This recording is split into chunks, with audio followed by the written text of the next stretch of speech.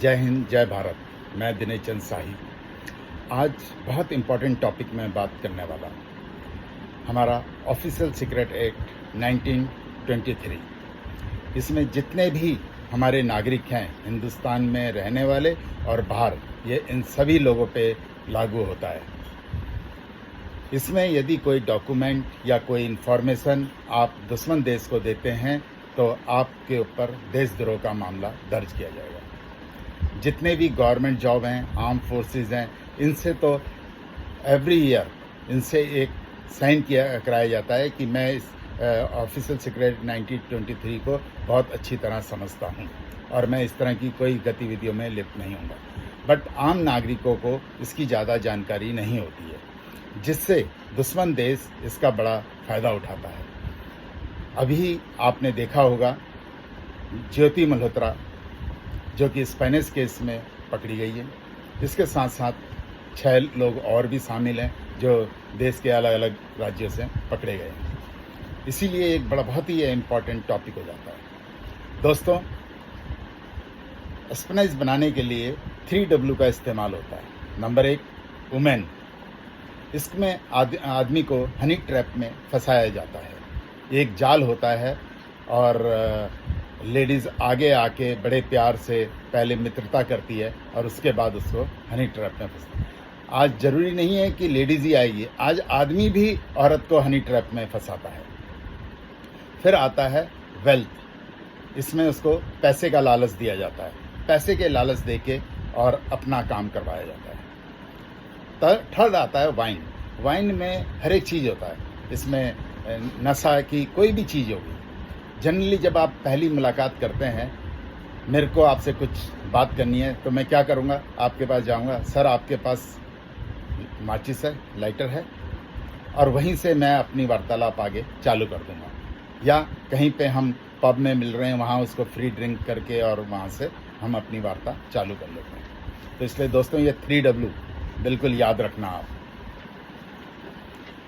अब मैं ये बताऊँगा कि सिटीजन, कौन कौन से सिटीजनों को इसमें टारगेट किया जाता है। इसमें आर्म फोर्सेस के लोग हैं, एक्स आर्मी पर्सनल हैं, और हमारी एम्बेसीज के लोग हैं, मिनिस्ट्री में काम करने वाले लोग हैं, बॉर्डर एरिया में रहने वाले लोग हैं, और जितने भी लोग कैंट के आसपास काम करते हैं, उन लोगों को टारगेट किया जाता है। अब किसी को टारगेट करने के लिए इसमें बहुत छोटी छोटी चीज़ें, पहले वो एक छोटा सा आपको टास्क देगा। जैसे उसने ये पूछा कि भाई ये बताओ कि आर्मी हेडक्वार्टर कहाँ है। देश के हर नागरिक को पता है आर्मी हेडक्वार्टर कहाँ है। जैसे आपने कहा ये तो दिल्ली में है, तो आपको टैक्स से आपके 5,000 रुपये आपके अकाउंट में डाल देगा। वो आपसे आपका अकाउंट नंबर लेगा और वहाँ डाल देगा। उसके बाद एक क्वेश्चन और सिंपल सा कर देगा कि अमृतसर में कौन सी डिब है। जो अमृतसर में रहने वाला लोग है, हर एक को पता है वहाँ कौन सी डिब है। वो फिर उसको 5,000 रुपये दे देगा। और इस तरह करके उसको आएगा, यार मैंने तो कुछ किया ही नहीं, ये तो सबको पता है ना। और वो लालच में फंस गया, उसको पता भी नहीं चला और उसके अकाउंट में 10,000 रुपये आ गए। अब वो उसको ब्लैकमेल करेगा कि देख, मेरे पास तेरा अकाउंट नंबर है, ये सारी चीज़ें हैं, मैं तुम्हारे देश में यहाँ पे मैं बता दूंगा। और अब उसको जो जो इन्फॉर्मेशन, इम्पोर्टेंट इन्फॉर्मेशन आपसे चाहिए वो आपसे लेगा, और तब उसका वो खेल चालू हो जाएगा।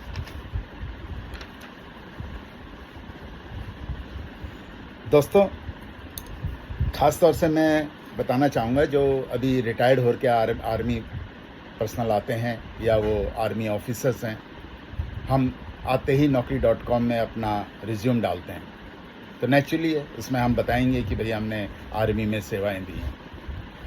दुश्मन देश वहाँ से भी अटैक करता है, आपके सारे रिज्यूम को अपलोड कर लेगा और इसमें देखेगा कि आर्मी में कौन थे, क्या ऐसी वो थी, और आपको इंटरव्यू। और वो फ़ोन कहाँ से आ रहा होगा आपको, बोलेगा मैं नेपाल से बोल रहा हूँ, श्रीलंका से बोल रहा हूँ, है ना।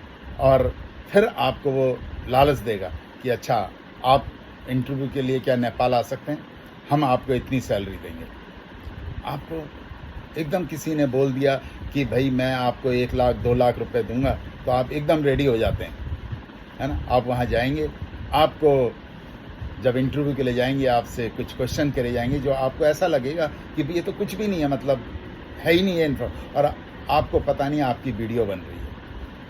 और जब वो लास्ट में जब आपसे सारी इन्फॉर्मेशन वगैरह, क्योंकि क्या होता है जनरली अभी आप फ्रेश आए हैं आर्मी से, आपको आर्मी के बारे में ही पता है और तो कुछ पता ही नहीं है।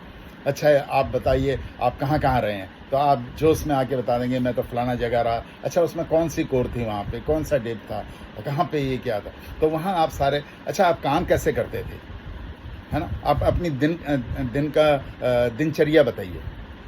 इस तरीके से आपको जाल में फंसा के और फिर वो ब्लैकमेल चालू हो जाएगा। ये जस्ट मेरे एक्स सर्विसमैन आर्मी और ऑफिसर्स के लिए था, क्योंकि आपको पता नहीं है कि सिविल में कैसे कैसे लोग बैठे हुए हैं और आपको फिर वो ब्लैकमेल स्टार्ट कर देगा कि हमारे पास अब आपकी सारी इन्फॉर्मेशन सी आ गई हैं, आपको एक लिफाफा देते हुए भी आपका वीडियो बनेगा, उसमें कैश है, शायद वो कैश ओपन भी दे सकता है आपको कि भैया आपका आने जाने का खर्चा है, आपकी एयर टिकट की फ़्लाइट है, और आप खुश हो जाएंगे कि यार मेरा तो 10-15 हज़ार मुश्किल से लगा और मुझे 50-60 हज़ार रुपये दे दिए, है ना। वो बोलेगा देखिए बॉस ये लिफाफा है, उसमें थोड़े पैसे निकालेगा और ये कहेगा कि ये इसमें 1 लाख रुपये है, और आप खुश हो गए और आपको पता नहीं आपने क्या कर दिया।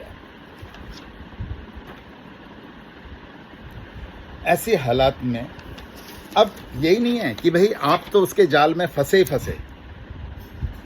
एक बार जब आपने इन्फॉर्मेशन लेना चालू कर दिया और उसने इन्फॉर्मेशन से उसने गैदरिंग, तो वो आपको कहेगा भाई देखिए यदि मैं आपसे डेली बेसिस पे बात करूँगा, आपको डेली इस तरह करेंगे, तो फिर आपकी जो इंटेलिजेंस एजेंसियाँ आपके पीछे पड़ जाएंगी। अब आप क्या करो कि आप अपने जैसे और इन्फॉर्मर बनाओ, वहाँ पे एजेंट बनाओ जो हमको ये इन्फॉर्मेशन दे, और एक इन्फॉर्मेशन के मैं आपको 10-10, 20-20 हज़ार रुपये दूँ। क्या है, एक वो गरीब आदमी को टारगेट कर लेगा, एक टेलर मास्टर है जो कैंट में बैठा हुआ है, किसी भी कैंट एरिया के अंदर। अब नेचुरल है, उसको पता है आर्मी वाले वहाँ ड्रेस सिलाने आते हैं, कौन सी यूनिट है क्या है। अब उससे भी वो पहले एक आसान सा क्वेश्चन करेगा।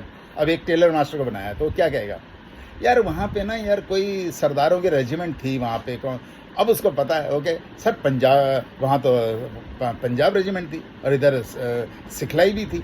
इसी तरह करते करते उसको भी 2 बार देगा और फट से उसको अपने ट्रैप में फंसा लेगा। अब दोस्तों क्या करना है, पहली बात तो आपको ऐसे काम में इन्वॉल्व नहीं होना चाहिए, लेकिन गलती से आप इन्वॉल्व हो गए हैं तो आप अपने नियरेस्ट थाने में जाए और वहाँ पे बता दें कि मैं इस तरीके से मैं इनके जाल में फंस गया हूँ और इसमें मैं गलती से आ गया हूँ, मैं कोई इंटेंशन नहीं था मेरा ऐसा।